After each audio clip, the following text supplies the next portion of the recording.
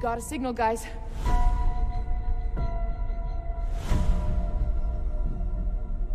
It's impossible. I saw it. In the heart of Paris. What's she doing down there? There's a shark in the Seine. Why would it come to Paris? When it was a beluga, you didn't ask questions, did you? The triathlon starts tomorrow. If we do nothing, it'll just get worse. Your little PR stunt will turn into a massacre. It'll be carnage.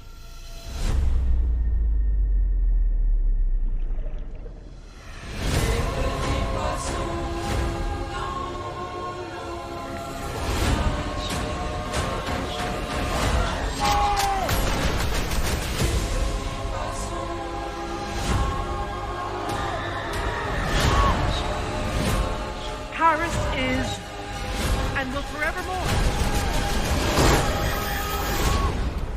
be a place for celebration.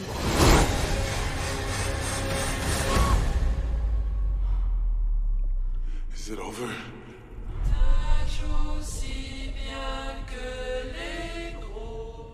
Hello, everybody, and welcome to the latest episode of Fresh Cuts. It's Mike. Joining me, as always, it's Mr. Venom. Greetings and salutations. Wait, what? What the hell? I don't see the recording sign lit up. I just see ongoing call. It is for me. Yeah. I'm not Mine seeing says it. it's Yeah, it's recorded. I got the red light.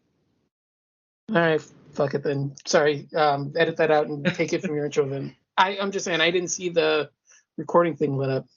No worries. All right, I'm going to start again because it'll be an easier edit if I just cut off all that. Okay. Hello, everybody, and welcome to the latest episode of Fresh Cuts. This is Mike. Joining me, as always, it's Mr. Venom. What's up, Venom? Greetings and salutations, French shark hunters. Yeah, I'm doing pretty well, Mike. How the hell you doing?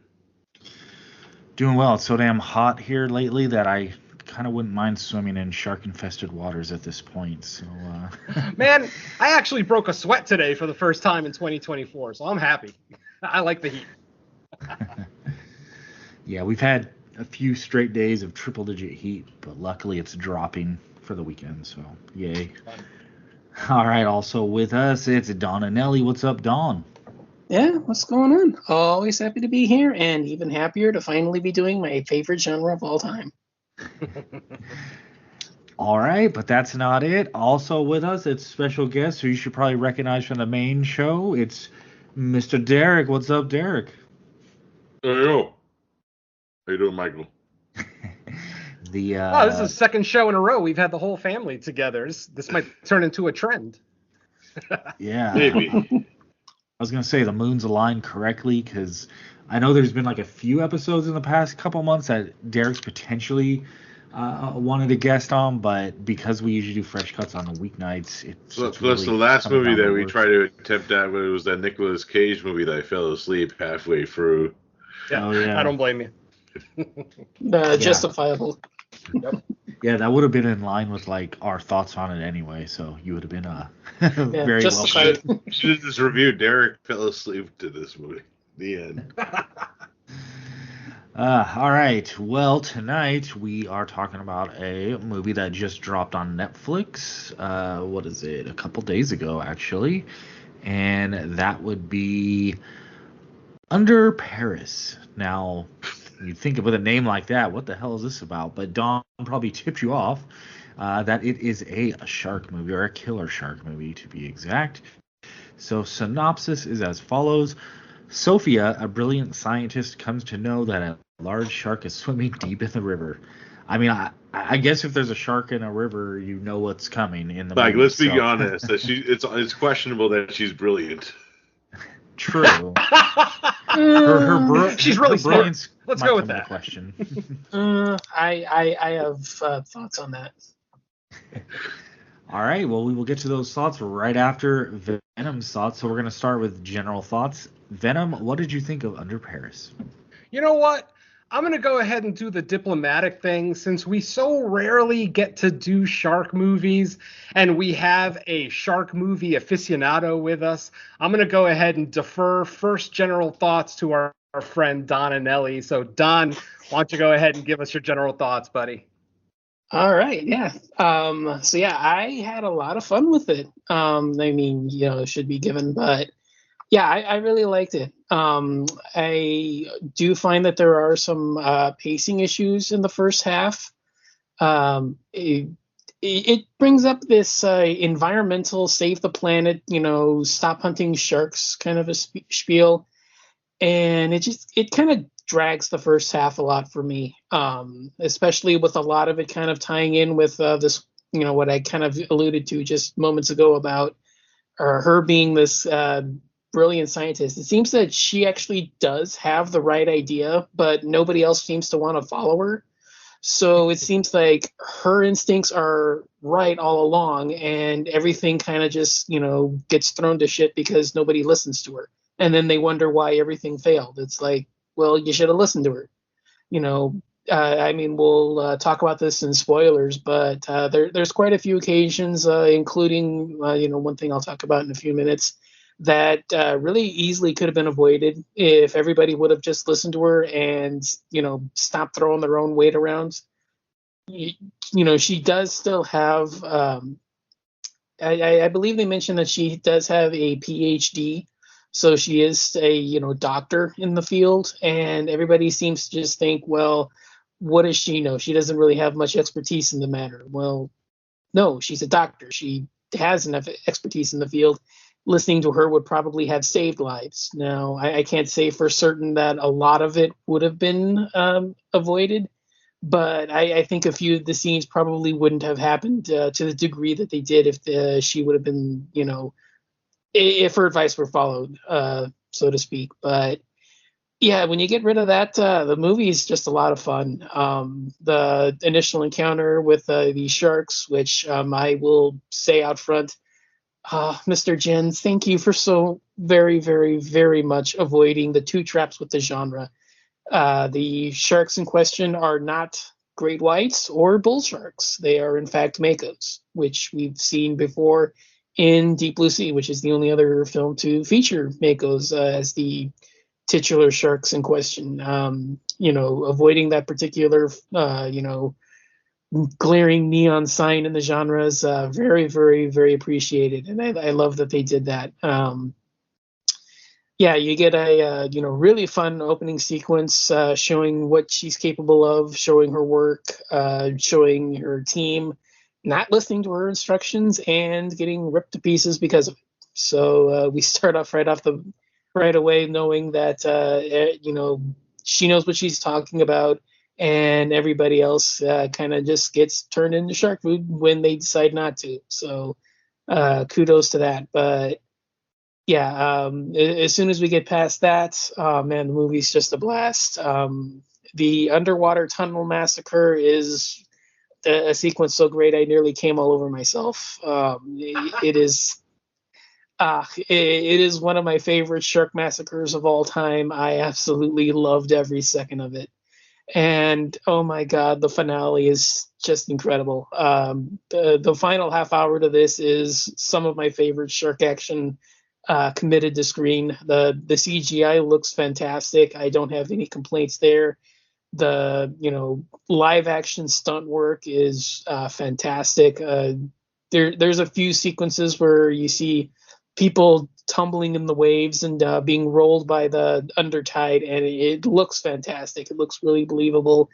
Everybody gets dunked into the water, and they realistically look like they've been put through the ringer, and it just makes the scenes look really fun, really good. So yeah, it's a lot of fun, and yeah, like I said, I don't have too many issues with it.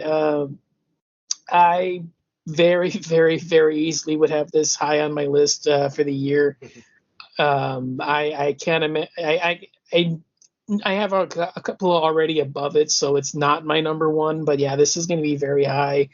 For the fresh cuts list, this could potentially be a top 5 of the year. I again would be Not surprised to see others dislike it as much as me, but I had a lot of fun with it. Even though the pacing is off, it's still oddly watchable. There's still hints here and there that the shark's in the river, and the race to stop it from interrupting these festivities is still a tense enough subject that you stay invested with what's going on. So again, most of my complaints aren't really that detrimental. So it was a fun one. Maybe notch below The Shallows, maybe a notch below. Well, maybe not a notch below. Probably like right on line with 47 Meters Down and the sequel. So if you're into those, I would probably say it's like right along there. But maybe like I said, just like a notch below The Shallows if you're interested for like modern killer shark movies. So. I guess that's pretty much it for me. I don't really want to take away too much from some of the other guys going first for once, so I'll cut it off there and send it back to Venom to carry on the tradition. Okay, awesome. Well, I'm pretty much right in line with Don. This is my favorite shark movie since The Shallows, and that's not that is a bold statement for me because The Shallows was in my top 3 for the year of its release. I absolutely adore that film. One of my favorite cinematic sharks, next to old Brucey, of course. But and obviously it's not hard to look at Blake Lively for an hour and a half. So obviously it's a fun movie. This one, just as fun. All the shark scenes look amazing. This movie is beautifully shot. I gotta say, if you have Netflix in 4K and you're able to watch it in 4K, this movie is gorgeous. Right from the opening shot, even the shot of the seventh continent, which we'll go over a little bit later, is basically just a large area of trash in the middle of the ocean. Even those shots looked gorgeous. I mean, we're looking at an ocean covered with trash and plastic and garbage and everything else, but somehow they still make it look so pretty. And even when the divers are under the trash, it almost looks like they've discovered a new ecosystem. It just it's really, really nice. Now, I got to rail on the people in this movie. This movie has all the worst elements of Jaws, and Don has already kind of gone over it. The whole thing with not believing the experts, not believing the scientists. And, folks, we're only a couple of years removed from the COVID pandemic, and I saw elements of that all over this. Politicians not wanting to, warn the public because of worry of a panic, not wanting to close the beaches, if you will. The mayor of Amity in Jaws, basically the mayor of Paris. Exactly. The mayor of Paris is basically a carbon copy. She might even be a little bit shittier than the mayor of Amity, because at least the mayor of Amity, once he realized that people were dying, he at least, did something. Whereas this lady literally is given proof, actual physical proof, bite marks on human bodies.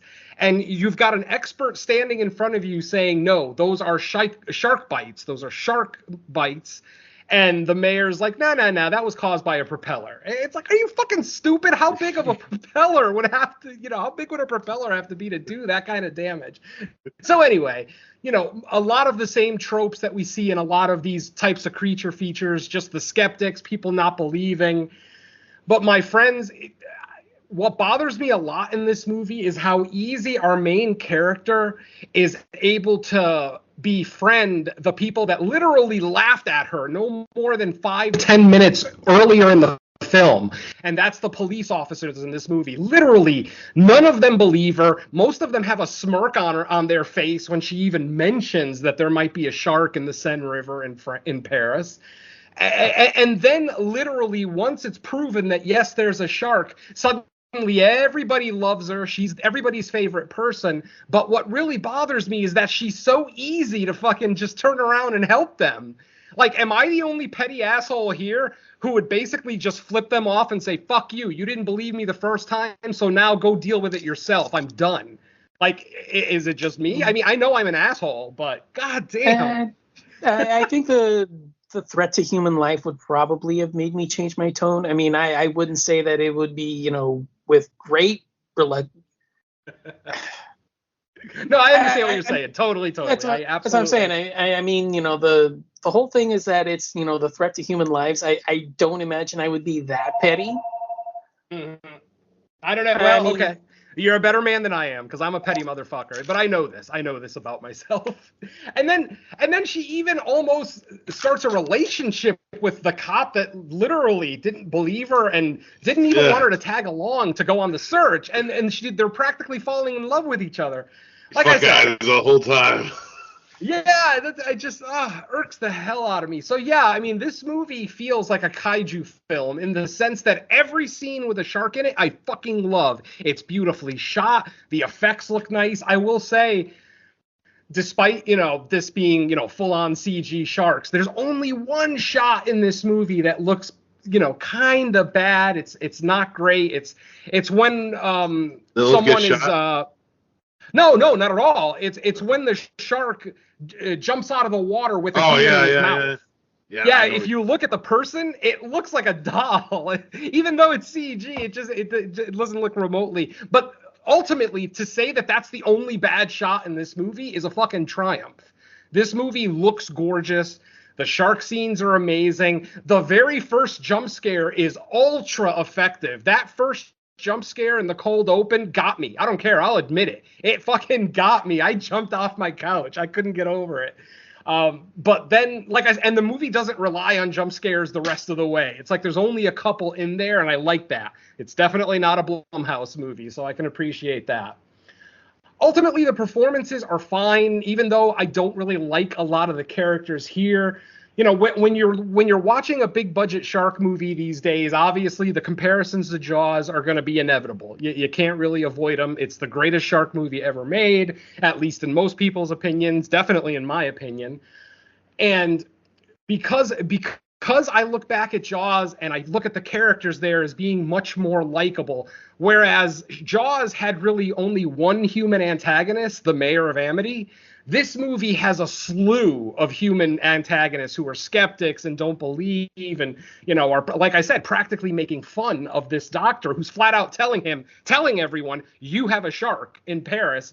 And I understand to just say that sounds ridiculous, but when you have an actual PhD oceanographer telling you this, why would you not believe them? It just, and like I said, the whole thing with the mayor and being more concerned with money and everything else, like I said, the similarities are all there between, Spielberg shark movies. So ultimately, I had a great time with this movie. I still really enjoyed it, despite a lot of the frustration that I was feeling throughout the first and part of the second act, between the politicians and the police officers and even the general public just kind of laughing off that there could be a shark here.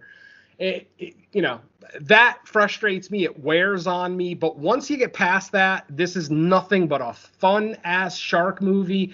And my friends, this might be one of my favorite endings of the year. This ending is so goddamn bleak, it left me with an ear-to-ear grin. God damn it. And I also have a slight personal investment in it, too, because I've been to Paris. Paris is not nearly as nice a city as people make it out to me. Paris is dirty. I saw more homeless people in Paris than I do on the average day in LA. I live in LA, folks. I see more homeless people in Paris than here. Garbage on the streets. Like LA is endlessly cleaner than Paris, but obviously, the French tourism board is only going to let the pretty pictures out. They'll let people think it's the city of love and tourists need to come here. My friends, if you have the money to travel to Europe, Paris shouldn't even be in your top 10 cities to visit. There are so many better places to go. So based on my one visit to Paris, watching the end of this movie left me so happy. And again, it's the petty asshole in me, and I completely understand that. So I'm just going to leave my general thoughts at saying this is a fun-ass movie, potentially my favorite creature feature of the year so far. Sting is a close one, and, I know there were a couple others here and there, but man, this was a fun-ass movie with such a satisfying ending. And it is not a happy ending, my friends. It is anything but a happy ending. So I absolutely adore this film, and it is solidly in my top 5 as we speak right now. Will it stay there for the rest of the year? Only time will tell. So You never know. I will. I'll give up the mic and send it back to Mike. Oh, Mike and Mike. I like it. Mikey Mike. All right, so I'm pretty much in line with what's been said so far. I was gonna say specifically what Venom brought up, because I want to say you kind of said the similar thing when we were doing the review of Infested. I think it was you, or maybe it was Dawn, or both, or all three of us, that any scene in this movie with a shark in it is like undeniably great. The shark action is really well done. I think it was really creative. There was carnage. I believe, I mean, I agree with what Venom said about the cinematography is great. There was a moment in the opening, during the cold open segment, where it's just a shot of like one of the scuba guys underwater. And this was when I was watching it a second time, kind of as a refresher during work, and I had to do a double take because it just looks so good. And like the fact that this is like a Netflix movie, like it was produced by Netflix if I'm not mistaken, and just the quality in it looked so excellent. Like I was just kind of staring at it like, wow, this is really beautiful looking. Like it helped me imagine that I was like cooler than I was, on this hot ass summer day. But other than that, like I think you could make the argument that's maybe like 10 minutes longer than it needs to be. Nothing to do with the shark stuff, but just the people stuff. I mean, there is like some of your usual tropes, like the skeptical business leaders or people that stand to lose money if proper warnings go out. You have like government agency, bureaucracy, all that kind of stuff is thrown in there. Then you kind of have, like it's already been mentioned, a little bit of a convoluted relationship that doesn't make a ton of sense. But overall, I mean, when you watch a killer shark movie, the main thing it's going to be judged on is what happens when the shark gets on the screen, and this passes that grade with flying colors. I think it's very entertaining.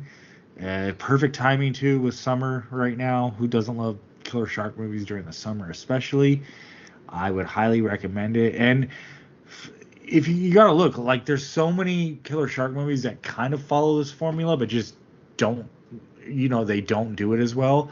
So this one is definitely above the pack of what we got in the last few years. To me, this one does kind of stand out, and it gives me hope for more, like around this budget, because it's definitely not like a high budget. It's not micro budget or anything, but for what they were able to get out of a limited budget, I thought it was excellent. And this is French, right? It's a French movie. Oui, oui. It's Xavier Gens, baby. Yeah. So yeah, Under Paris, I give it a high recommend, and it's highly accessible since it's on Netflix. So, Derek, what do you got to say about it? Yeah, I was kind of curious on this when I saw that Xavier Gens directed a shark movie. I followed that guy career because if you don't know the story of his first movie, Frontiers, it was one of the 8 films to die for that was actually banned during that. Yep. When it's one of the Fab Five French extreme films. So yeah, he did that, and then he weirdly did a fucking video game adaptation with Hitman with the Oliphants. He directed that, but he dabbled back into some French movies. And he did like the depressing movie The Divide, the post-apocalyptic movie that's fucking very depressing with Michael Biehn. And he did fucking Lovecraftian shit with like Cold Skin with Ray Stevenson with fish people. Hell yeah, I love Cold Skin. Yeah, so I was kind of curious on this, and man, what's been said already, I agree with completely. I like some of the shots of this movie kind of blew my mind. Like one of my favorite shots is when they're going down in the catacombs and you see like the structures with the fucking skulls. I'm like, that's fucking sick, And the characters I agree with completely. The worst, Mika, we gotta talk a lot about her in spoilers because she's the catalyst for half all this fucking bullshit. We'll get into that later. She's the reverse Captain Ahab. Yeah. I'll explain that statement later. But yeah, she irked me a lot in the human story of this element, because a lot of the shit that involved like our main scientist lady, she kind of fucked it up for her too, like shutting down the beacon, and we'll get into it. There's a lot of shit, especially with Mika's girlfriend too, cat and mouse shit. But it's fucking crazy, because after that catacomb scene hits, this movie takes a fucking turn for the fucking worse, and then that fucking ending happens. And man, all hail Lilith. She rules that ocean. Fuck yeah. I love this movie. It was great. Yeah, we barely talked about some of the shittier characters early in the film. I wasn't even thinking about Mika. Because she's like the catalyst of all the other bullshit, No, you're right. You're 100% correct. I wasn't even really thinking about that during my general thoughts. But yeah, you're 100% correct. That she just, like I said, the reverse Captain Ahab. Whereas Captain Ahab was obsessed with the white whale and wanted to kill it, Mika was the complete opposite. She wanted to save this shark literally to the point where she didn't give a shit about human life. She just wanted to save this goddamn shark.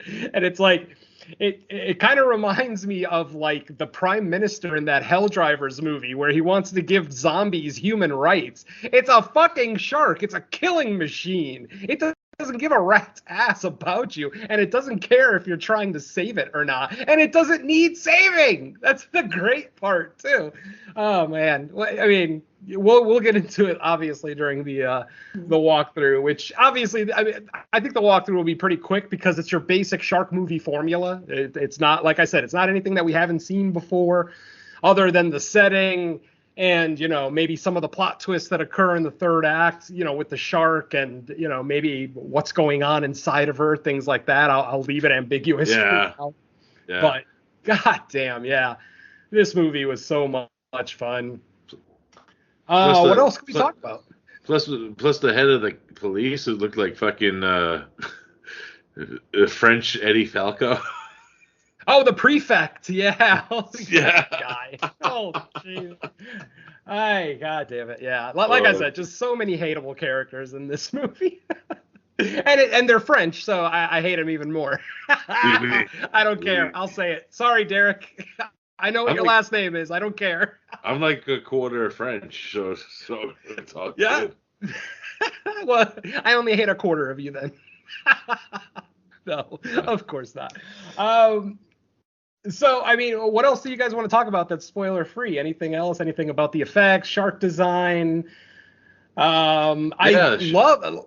Oh, go ahead, Derek. No, I was gonna say I love like the look of the shark, like Don said, because it's one that's not used often. I kind of like that about like certain shark movies. Like, we didn't even talk about like some of the like what's that Jersey? Not the one with the goblin shark that I really like. Malibu Shark. Yeah, I dug that one. Even though it's kind of like a little bit more lower budget than this one, it was just unique to me that they use a different kind of shark. And this one's even cooler because then you get the reveal later on that it's not really what it is, kinda. But we'll get into it later in the spoilers. But just the look of it as a Mako, it looks like a Mako. Is a distinct look, and I like that about it. And yeah, and then the personality of the shark is pretty cool too, especially when we'll get into that a little bit more, especially in the end. It's fucking awesome. Oh man, Derek, Don, Mike, anything else you want to add before we get into the walkthrough? Score is pretty good. I'm not thinking I agree. I did like the score too. Yes. Yeah. It didn't blow me away, but it definitely did its job, and I can appreciate that. So yeah, very good score. Yeah.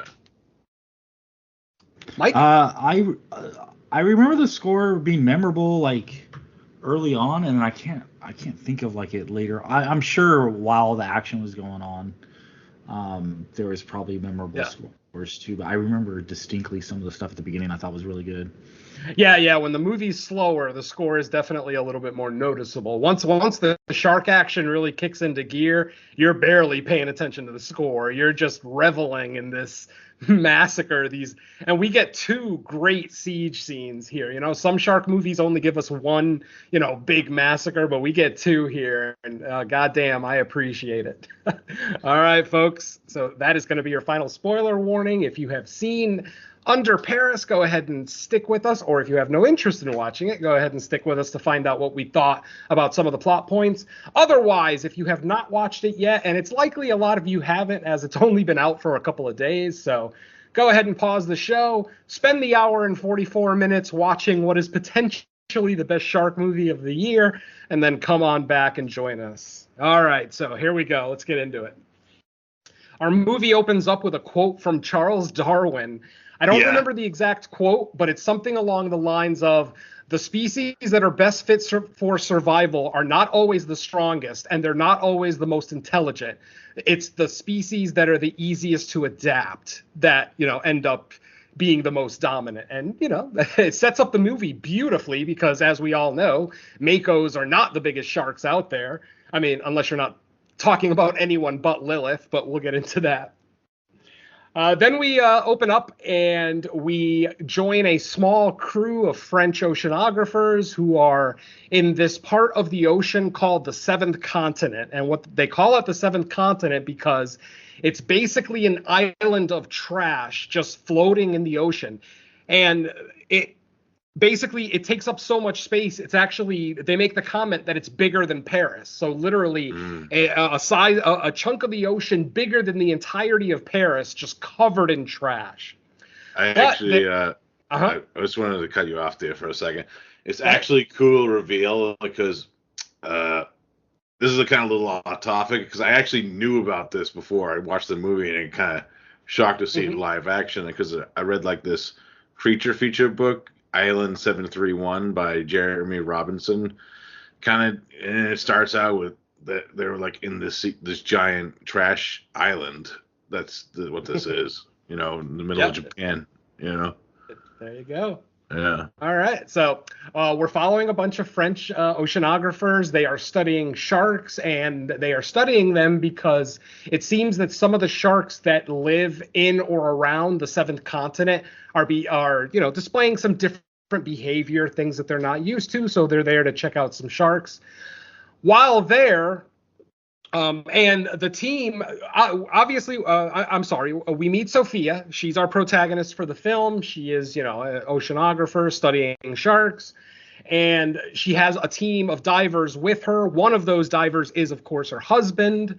And basically, they're there to find a particular shark. And that shark is, of course, Lilith, who is attached to beacon number 7.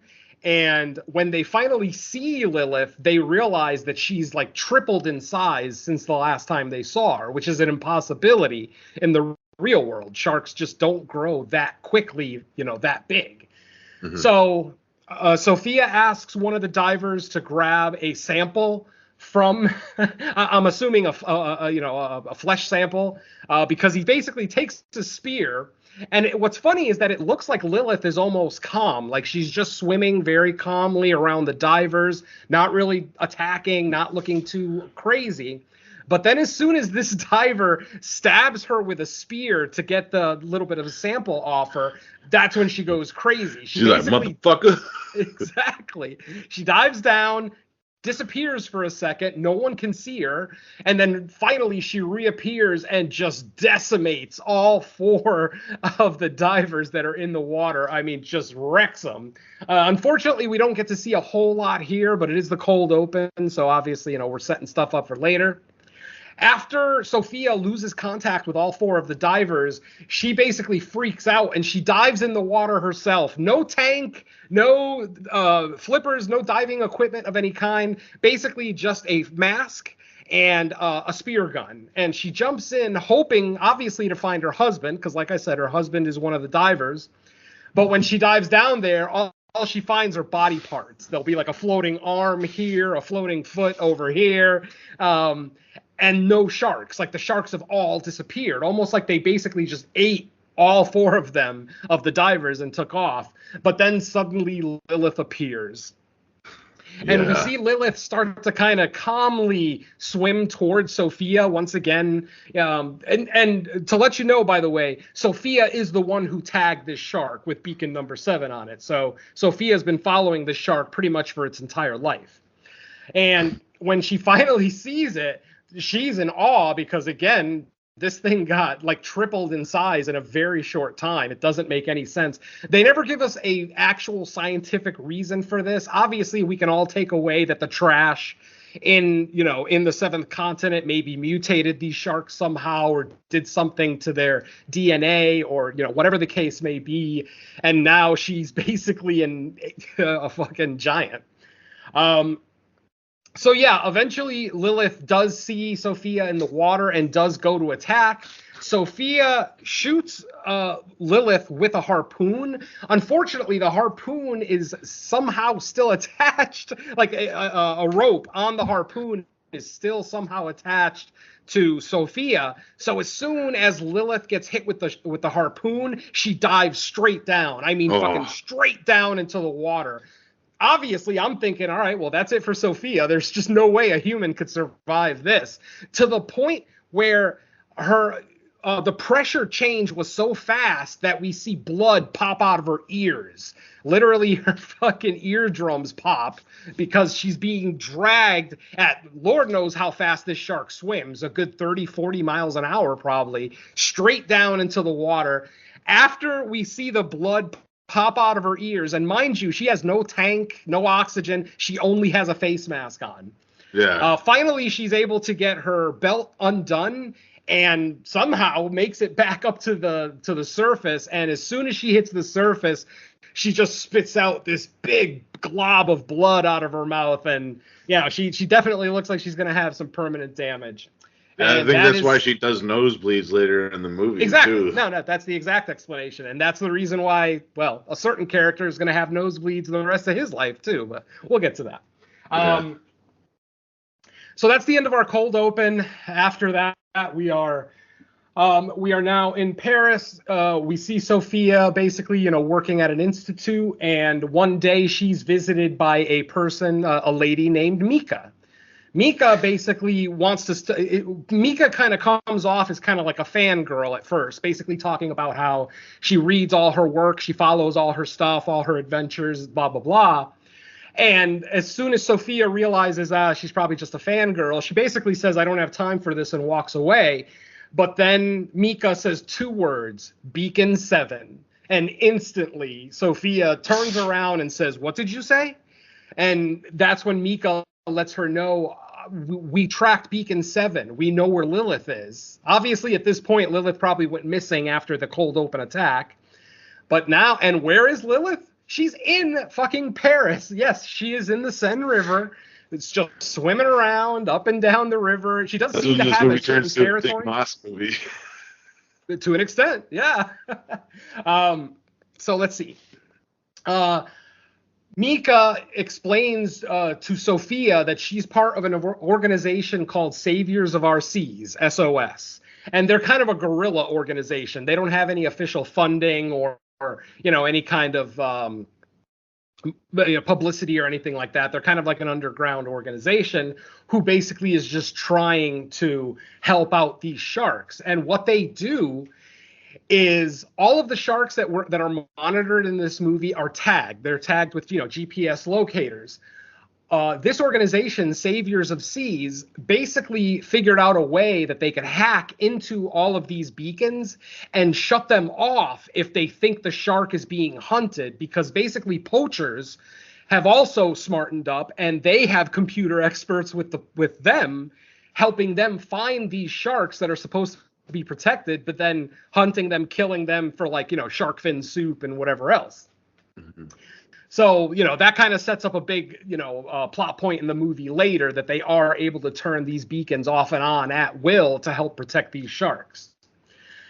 After Mika explains to Sophia, shows her where they are, shows her all the equipment they have, all the sharks that they monitor, everything else, Sophia basically doesn't believe And I guess the skepticism even kind of starts with Sophia, because Sophia obviously doesn't believe that Lilith could be in the fresh water of Paris, because Lilith is a Mako and they are saltwater sharks. And, it doesn't make sense that they suddenly would appear in fresh water. So Sophia is skeptical. She ends up just walking out, not really believing them. And later that evening, Mika and one of her little friends from the organization, who I guess they also have a relationship, they go diving into the Seine River because there was a car accident recently, and the driver of that car accident, his body was never found. Basically, his body completely disappeared. So they decide, we're going to dive down to where the car is and see if there's any clues about, was it Lilith? Was it definitely Lilith, blah, blah, blah. And what they find is when they dive down there, they find the car. Mika, should I say, she's the only one who dives, leaving her friend up top to be like a lookout. She finds the car, and lo and behold, the car has teeth marks in it. Big fucking teeth marks. Big jaw bit into that car. And of course, the body of the driver is nowhere to be found. Now, I didn't mention earlier that diving in the Seine River is absolutely illegal. Diving, fishing, dredging the water, basically almost anything fun that you could do on the Seine River is basically illegal. And we have river police. Yeah, we have police officers. Their station is right on the river. They have boats instead of cars, obviously, and they patrol the waters around Paris. So let's see. At this point, the police show up. As Mika is underwater and her friend is up top in the boat, the police show up, and her friend, it's pretty funny, her friend just fucking ditches her. Her friend is just like, nope, I'm out. I'm not getting arrested tonight. So when Mika surfaces from the yeah. So when Mika surfaces from the water, the police are there to arrest her. They arrest her, take her to the station. They are grilling her about what she was doing down there. She's not telling the truth. She's basically saying that she was doing her part to clean up pollution. But then the police realize that that's the spot where the car accident was earlier. And then they flat out ask her, were you looking for the car? And based on Mika's reaction, the police officer, Adil, that this is the main police officer that we follow throughout the film, obviously doesn't believe her. He knows that she's lying. And then he asks her, what were you looking for down there? And finally she says, okay, you want the truth? Fine. There's a shark in the Seine River. There. Are you happy? And then, of course, as soon as she says that, the cop instantly gets pissed off. He actually takes away the cup of coffee that he got her. He's like, if you're going to play with me, then, fine, and blah, blah, blah. That's what I call Sophia. Yeah, exactly. And then they go and call Sophia. Sophia, obviously, being the local, shark expert who, is still working in the field. So they call her, and, the police let her know that this person, Mika, was caught in the Seine River, looking for something, claiming that there's sharks down there. Sophia, like I said, isn't convinced yet that Lilith is here in fresh water. So she just kind of goes along with the police side of the story and kind of leaves Mika out to dry. Eventually, the police are like, okay, fine. If you think there's a shark out there, let's go look. So Sophia is there with her computer monitoring the GPS position of Lilith, making sure that Lilith is right there in the area. And a couple of police divers go down into the water to see if they could find anything. Suddenly, we see Mika. At this point, Mika's been released from the police station, and she followed the police and Sophia to the water. She sees what they're doing. She sees that they're hunting for Lilith. So she calls her friend over at SOS and tells her to turn off Lilith's tracking, to turn off her beacon. Of course, the friend doesn't want to do it because, she's like, I thought the whole point of this was to save Lilith. If I turn her beacon off, we won't know where she is. How the hell are we going to save her? And Mika ends up convincing her friend that if the police find Lilith, they are going to kill her. Because, they're basically down there with spear guns and everything, expecting to find a shark.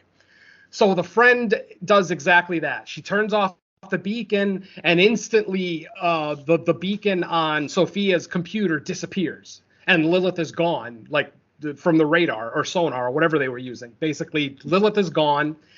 And then right at that moment when they turn off the beacon, of course, Lilith appears. And she ends up appearing right behind. I mean, some of these shots are so fucking cool because literally all three of the police divers are facing one direction and the camera is facing them, their face. And you could see the dark shadow of Lilith start to come into focus behind them. And it is such a beautiful shot. Yeah, and then as the police turn around, go ahead. I was gonna say there's like a few of those moments throughout this, like even like dozens. Sophia just turns around and the fin just pops out. Exactly. It's cool as shit. Yep. So, like I said, as the police officers, the divers don't realize what's behind them, but then when they turn around, there's nothing there. But because of the displacement of water, they know that there's something around. They're like, when they end up coming out of the water, they're like, there's something down there. We felt, the force of something big swimming around us. So none of them actually laid eyes on Lilith, but they are convinced absolutely that she's down there. Now, at this point, the police go to the chief of police, the female, the discount Edie from The Sopranos, like Derek said earlier. She's like the police chief of the city. Of course, Adil, the other police divers, and Sophia try to convince this woman that there is a shark in the water. And true to form, she doesn't believe them, instantly basically smiles and kind of giggles and says, really? Sharks in France, in Paris? That doesn't make sense. So eventually, she kind of relents and says, okay, well, let's see what we can do about it if there actually is anything.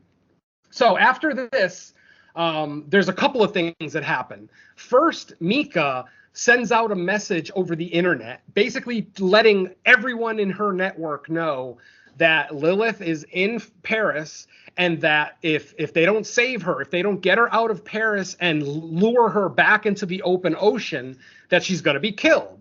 So, she's it's a call to arms, basically. She's rallying people together, and she literally gets about 50 she's the fucking Riddler show in this movie. Exactly, to an extent, yeah. So while she's doing that, we see a scene with some homeless guys where the police are dropping off like some clothes and some food to some homeless guys because, wow, the police in Paris actually care about the homeless. Go figure. So we see them giving these homeless guys some clothes, and then they leave, and then Sophia shows up on her bicycle, still trying to track Lilith, but the beacon's been turned off, so she can't follow Lilith, but she's still trying, and she ends up getting to that spot where the homeless guys were, and I think there was like maybe 3 or 4 of them there, and a dog. But when Sophia arrives, the dog is the only one there, and the dog is at the water's edge barking into the water. We see in the water a book floating, and we remember that that's a book that was given to one of the homeless guys in that previous scene. Yeah. When the cops brought like clothing and shit, they also had like literature and stuff for them to read, blah, blah, blah. So obviously, somehow Lilith took out these homeless guys, but left the dog. Go figure. Lilith has a heart. I like that. So at this point, we then rejoin Mika, who has now gathered about 50 or so followers, literally in the catacombs, not quite underwater, but under Paris, under a part of Paris where the catacombs are underwater. And it's basically like this reservoir system, that kind of feeds water into all the canals in Paris. Yeah. But she's thinking that it looks like it would be a good spot for like a nest. So they basically go there with all of the followers, and literally these 50 or so idiot internet people that show up, social justice warriors, not a one of them is a diver. Nobody has equipment. They're all armed with cell phones. That's about all they have. So TCM remake. The police, exactly. Now, while this group is organizing, Mika's friend is worried about her. And, this is where the Captain Ahab comparisons come in, because Mika is now so gung-ho about trying to save Lilith, that she doesn't give a fuck about human safety. She doesn't care about the fact that she's organizing about 50 social justice warriors with no diving experience whatsoever into a circular room with a very narrow edge for them to stand on. Otherwise, they fall into the water. It's basically completely underwater. And yeah, even the only doorway is in water. Exactly. So, like I said, Mika's friend kind of rats on her because she's worried about her. The police are tipped off about the gathering, and Adil and his team end up showing up. They tell everyone, okay, we need you all to get out of here. This is not legal. It is absolutely illegal to gather here. But Mika is defiant. She basically takes this, what did they call it? God damn it. It was like this... Sonar? Well, no, not the sonar. It was like because the sonar was the computer screen. They were using noise to try to attract the sharks over there, which, I know sounds like sonar, but they called it something else in the movie. And for the life of me, I can't think of it right now. Because they do use sonar later in the movie to prove that there's a shark down there, but at this point they haven't yet. So she has this ball that makes this thumping noise that sounds almost like a whale's heartbeat. It's thumping, and it's like it's got the heartbeat rhythm to it. So they're figuring that it's going to attract Lilith there. As the police are trying to get all of the protesters and everybody else out of there, suddenly we see a fin come out of the water. One big ass fin. And it starts to surround Mika. Mika at this point is the only one physically in the water. The cops, like I said, are trying to peacefully get everyone out of there because they know the slightest slip and people are going to start falling into the water. But then suddenly a second fin shows up. And yes, Mama, exactly. It is confirmed that Lilith is a mother. She must have given birth at some point after getting to Paris. Aww. And now she has a little baby with her. And now we have to side with the shark. Exactly. And then at this point, I think either one of the police officers... Oh, God, shut up. Bite your tongue. At this point, I forget if it was one of the protesters or one of the police officers, but somebody falls into the water, and suddenly the sharks start attacking. And they start taking people down, pulling people down left and right. A couple of people actually die just by getting trampled on. One girl gets kicked in the face and knocked out. Yeah, Mika's girlfriend. Yeah, she gets. Yeah, that was fucked up. Just kicked her in the face, and literally she passes out and just sinks to the bottom of the water. Awful way to die. Anyway. And then, of course, what we all expected to happen, Captain Ahab gets eaten by Lilith. Lilith, does one of these big charging attacks where she jumps out of the water from underneath Mika, swallows Mika whole, basically. Not swallows, but puts her in her mouth, drags her down into the water, and then we see the shot of Lilith and her baby rip Mika's body in half. And like I said, we haven't really stressed the fact that these sharks are not acting normal. They're displaying a behavior that's not normal because these sharks aren't necessarily eating. They're killing. Especially in this scene, it's not like the sharks are killing for food. They're ripping people's legs off and then spitting them out and attacking the next person, So these are some fucking aggressive sharks that are not concerned with feeding. They just want to kill anything that moves, and I love that. Nature run amok. It's awesome. So, of course, a bunch of protesters get killed. One of the police officers, Leo, gets killed. And, for the rest of the movie, the police officers are kind of working in Leo's memory, doing things against orders and regulations, specifically to try to help. And like I said, I completely skipped the scene, and it's not all that important. I skipped the scene with the first interaction with the mayor of Paris, where they're trying to tell the Paris mayor that they need to stop a triathlon that's happening. And if you guys know, triathlons is 1/3 swimming. It's swimming, running, and biking. So, and the first leg of it is swimming, of course. So the mayor obviously, does the Mayor of Amity routine and says, I'm not going to close the water. We have a triathlon starting in less than 24 hours, blah, blah, blah, blah, blah. So after the siege in the sewer with all the protesters, the news comes out. Not the news, but the news makes it back to the mayor. And this fucking bitch. Oh, I hate Literally, her. the police chief, the prefect is there. And I'm not sure what the fuck a prefect is, but he must be above the mayor because the mayor kind of answers to him. He's got like a military uniform on. So, whatever the fuck a prefect is. I'm sure any listeners who are in the military probably know what that is and will, shame me later. But, we'll deal with that later. So after the siege in the sewer with the protesters, the prefect is there asking the mayor, well, did you know about this? And she lies, and she basically says, no, they never told me about that. They told me that there might be a shark in the water and that they'd be able to take care of it. And it's like, no, that's absolutely not what they fucking did. They flat out told you this shark is aggressive and a killer and is gonna destroy that triathlon if you allow it to happen. So they make the decision to call in the military. So the river police are no longer a part of this, are no longer an official part of the hunt for Lilith. They bring in the military, lots of big guns, snipers, anti-aircraft weapons, just all sorts of great shit to deal with this shark. So eventually, Sophia realizes. Oh, I'm sorry. I forgot one thing. During that siege in the base, in the sewer with all the protesters, the baby shark dies. It looks like he got shot because he's got a couple of bullet holes in him. I think Adil shot him. I think Adil shot a couple of shots into the water and hit the baby. So the baby is dead and they're like in a morgue, and they're basically, Sophia is examining the body, realizing that this isn't a Mako shark. This was a Mako. Like Lilith, she talks about how she was wrong with Lilith's her species, or the type of shark that she was. I guess the family of sharks.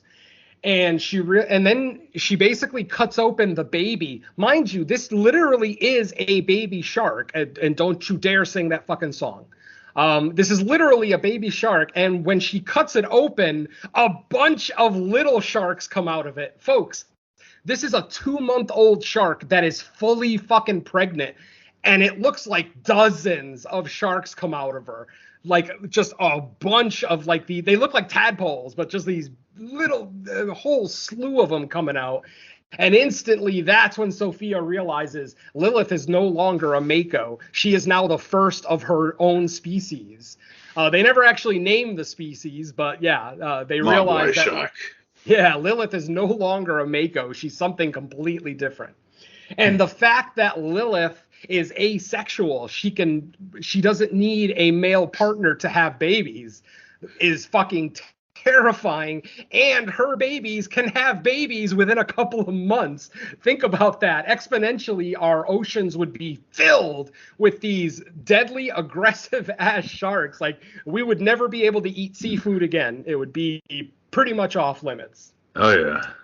So, at this point, Sophia realizes that there is a part of Paris underneath the catacombs, very close to Notre Dame Cathedral, that would serve as a perfect nesting site for Lilith. Now that she knows that Lilith is having babies, she tries to find the nest. And they get down there, and my friends, this might be my favorite fucking shot of this movie. Holy shit. It's dark. It's totally dark. They're looking around. They can't find any sharks. They're like, where's all the sharks? I thought this was supposed to be a nest. Suddenly, one of them turns on a flare. The camera pans up, and it is a fucking sea of fucking sharks. I mean, dozens upon, probably hundreds. I mean, holy baby sharkies.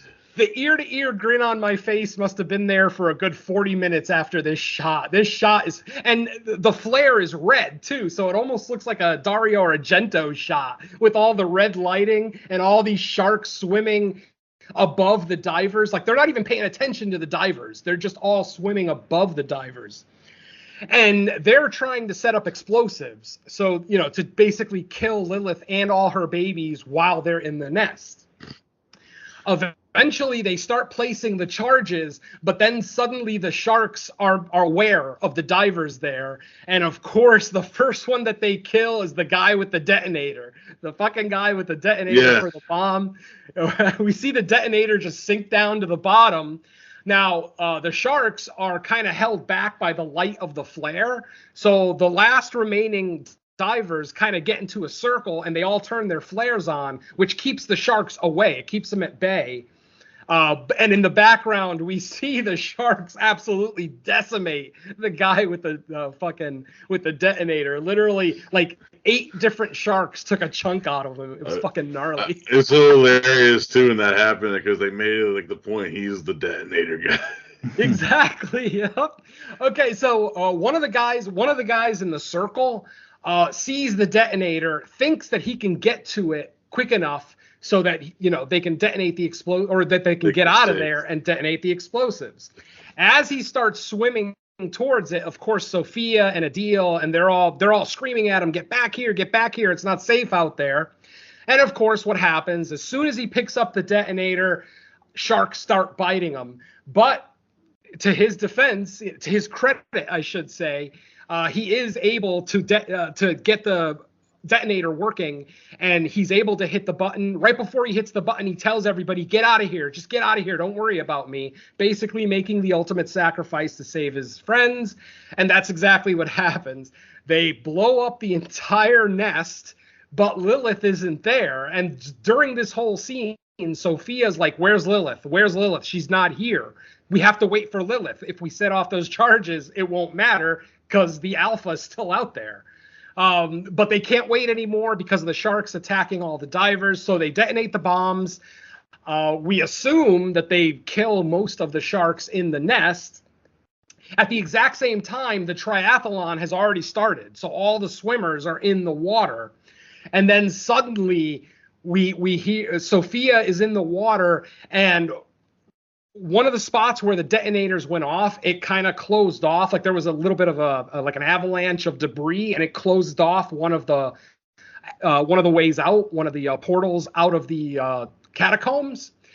And while Sophia's in the water, she starts hearing the thumping, the thud, very similar to like the T-Rex footsteps in Jurassic Park. It's just boom, boom. And then suddenly Lilith bursts out of all the debris, and you see that she's bleeding. She's cut up in multiple spots, but she's still very aggressive and not slowing down for anybody. She goes to attack the cops. Montana. And instead of attacking either of the ones that are in the water, she flips over the police boat that's in the water, knocking everyone in the boat back into the water without diving equipment or anything, just their skin suits, their wetsuits, excuse me.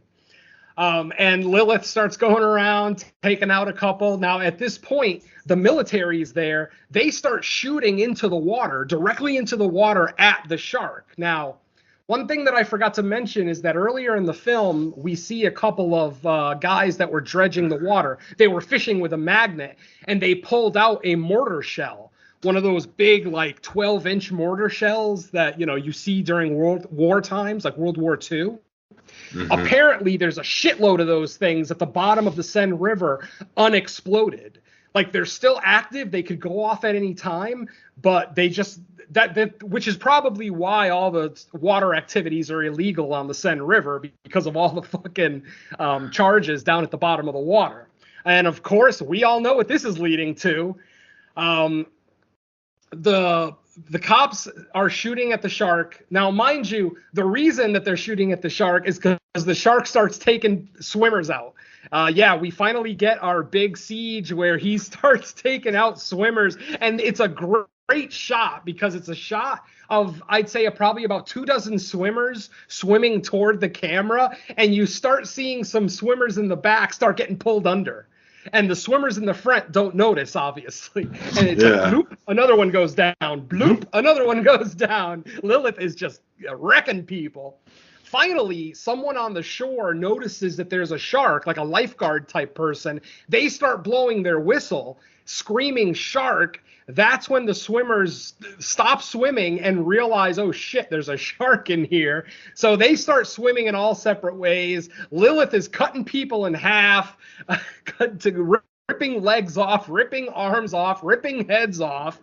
At this point, it's only Lilith. So, like I said, we're still under the assumption that most of her babies, if not all of them, got killed in the nest, and it's just Lilith at this point.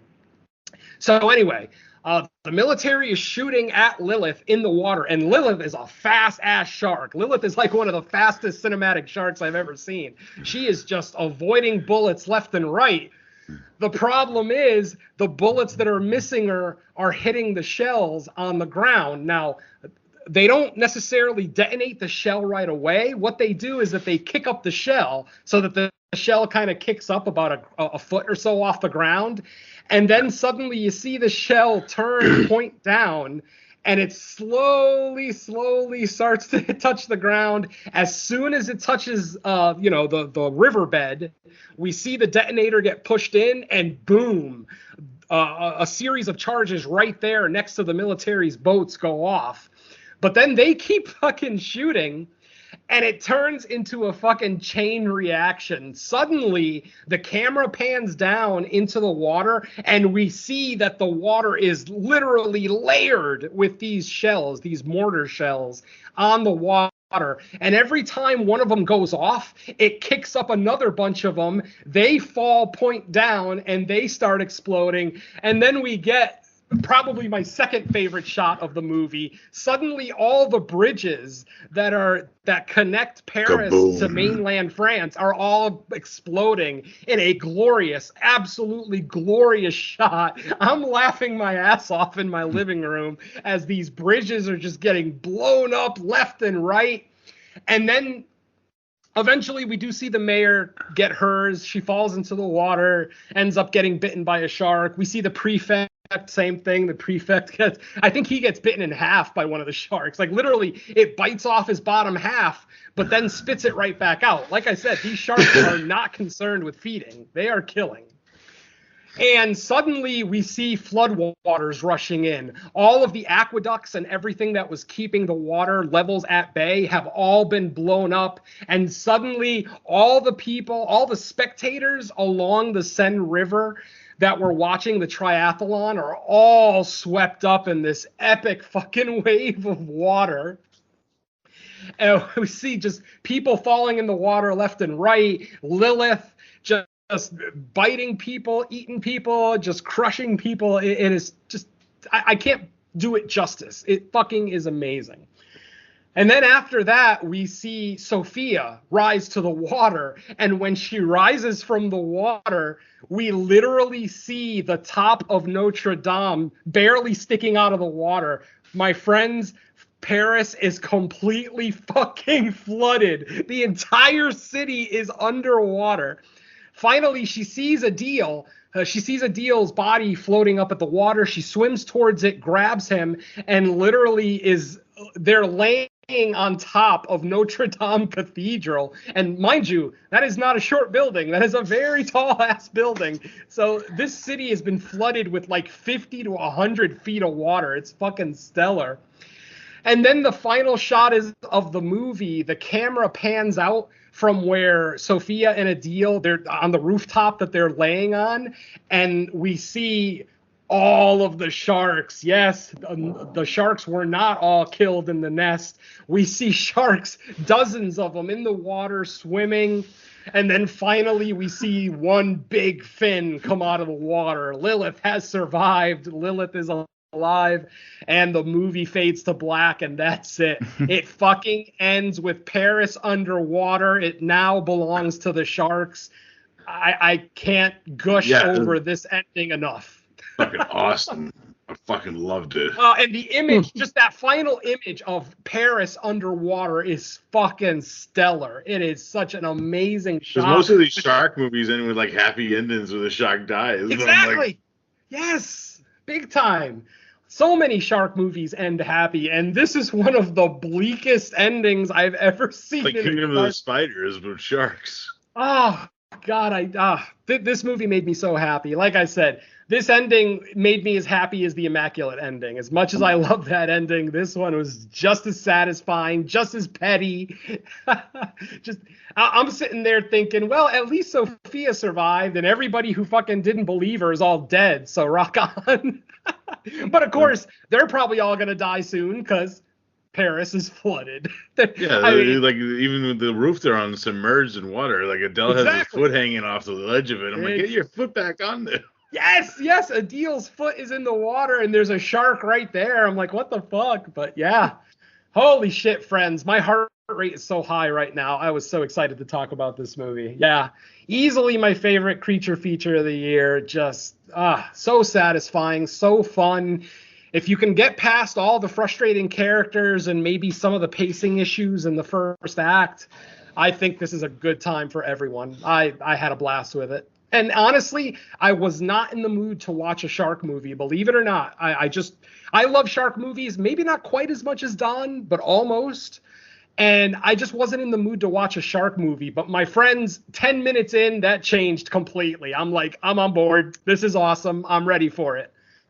I was actually in the mood, but I was just skeptical because I know sometimes when like these straight to VOD shark movies are made, sometimes they can just feel like the same carbon copy of like the 10 other ones that come out. But 20-30 minutes in, I was like, okay, now I know why this is actually getting like a lot of positive reaction, and yeah, it held up. Yeah. Awesome. And don't forget the Olympics are in Paris this summer. So no Olympics, Shark Olympics.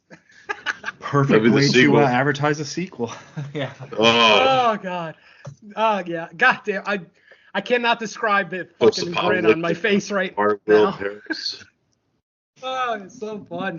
Waterworld Paris. I like it. All right. That's it for me, Mike. All right. Well, I think that's going to wrap up this episode and our thoughts on Under Paris. But we got some stuff to talk about that we've appeared on or our own shows. So let's actually start with our guest, Derek. Do you have anything? I got No More Room in Hell, where we just did an episode that's coming out soon. Don't know when, but probably after this episode's out. Of Stacy and Hell Driver. That was a trip. All of us, everyone here was here. Yeah, so it's kind of crazy. But yeah, that and Creature Comforts. The next episode is going to be on The Nest from 1988. Fuck yeah. Oh yeah. All right, Venom. Do you have anything to add to that? Honestly, no. Just the main show, Creature Comforts. Yeah, like I'm still trying to get back into this whole adulting thing with life. So, let's hopefully I'll get back to podcasting more, my normal pace. But yeah, for now, just the main show and Creature Comforts. Creature Comforts episode 26 is available now. That's our Roger Corman salute, and we looked at his creature feature, The Wasp Woman. Yeah. Like Derek said, episode 27 will be The Nest. Lots of roachy goodness on that one. And that'll be a first-time watch for me, so I'm excited to see it. And that's pretty much it for me, Mike. All right, Don, what do you got? Yeah. Again, trend continues, not much. Creature Comforts. We've already heard what's going on there. Derek mentioned that the entire family was on the latest episode of the main show, which meant I was there. So yeah, I was with that. And I think this is the week of releases for Horror Countdown. So we're coming up to the very end of the season. I think there's only one or two episodes after this one, but the latest episode is a look at horror films that were directed by somebody that only made the one horror movie. So it was the only horror film in their catalog. So we tried to use directors that had handful of titles, so it wasn't just 2 or 3 and then this was the only one they did. No, they had to have a substantial catalog. It's just this was the one horror film that they did. So we tried to look at people that had maybe 9 to 10 other. Not necessarily. I mean, there's probably going to be a case for him, but we tried to look at somebody that had, like 9 to 10 credits, and then there was just one horror movie. True So, that. yeah, we'll, leave you for that and give you that discussion for that. But yeah, just a couple more episodes until I'm done with season 3. So go ahead and give that a listen. But yeah, other than that, I everything else has already been mentioned. And some milk. Sweet. Yeah. So for us, what's coming next? I'm not 100% sure because this episode was actually recorded after what you guys have probably already listened to, which would be the Watchers episode because of. I'm not on that one because Yeah, you're not on that one. This is just due to some scheduling and me being out of town for a week coming up. Well, actually, that would be in the past tense now if you're listening to this episode. So I'm not sure. I looked at the calendar. Whatever is coming after this episode is whatever releases on the weekend of the 22nd, 23rd. I don't know if there's a theatrical release. So if there is, then it's probably whatever that is. I'm gonna foresee Mike's review of The Watchers. It was it. I think that's a good bet based on what I'm hearing, but it's gonna get a chance. Okay, cool. Yeah, so thanks everybody for listening to another episode of Fresh Cuts. Derek, thanks for joining us. It's good to finally get you. I know we've been trying to get you back on here for a little while, but yeah, we even tried I tried that spider movie, but I don't know what the fuck happened there. I don't know, maybe scheduling. I think you slept through it. I think I slept through the recording. That's me. Yeah, All right. Well, anytime you want to come back, if the scheduling allows it, you're free and welcome to come back. So, with that said, let's say goodnight to the listeners. Good night. Do French sharks eat snails? I wonder. Sea snails? Caviar? Escargot? Oui, oui. Frog legs.